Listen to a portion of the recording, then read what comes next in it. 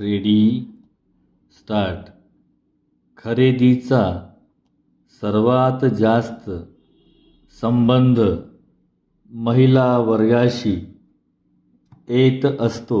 साधारणपणे हे प्रमाण 70% आहे. असे म्हटले तर ते चूक ठरणार नाही. त्यामुळे खरी जागृती ही महिला वर्गात व्हायला हवी. तसे आज घडताना दिसत नाही.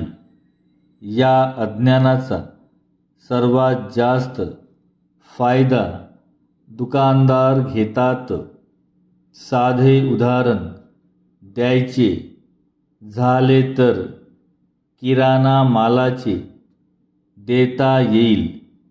बरेच ग्राहक महिन्याचे सामान एकदम भरतात. अर्थात ते योग्यच आहे. मात्र ते भरताना ज्या पद्धतीने भरले जाते ती पद्धती योग्य नाही.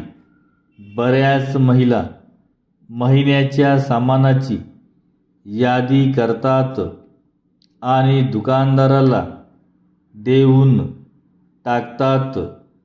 घरपोच सेवा या गोंडस नावाखाली त्यांची फसवणूक होते. केवळ यादीप्रमाणे सर्व वस्तू बरोबर आहेत असे समजणे योग्य नाही. मालाची गुणवत्ता तपासून न पाहिल्याने हलक्या दर्जाचा माल घरात येतो.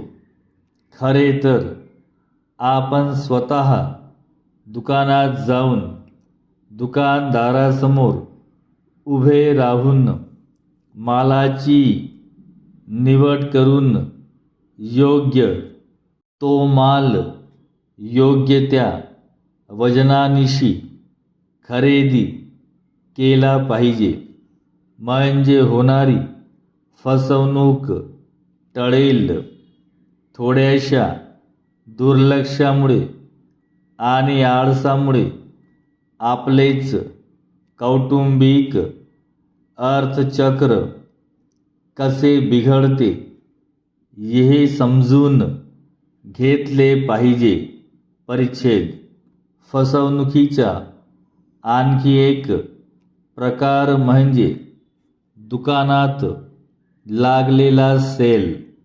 दुकानदार जेव्हा 500 रुपयांची साडी 300 रुपयांना देतो तेव्हा तो पूर्वीपासून आपल्याला 200 रुपयांना फसवीत आला आहे हे समजावून घेतले पाहिजे आणि ग्राहकाने नेहमी जागरूक राहिले पाहिजे.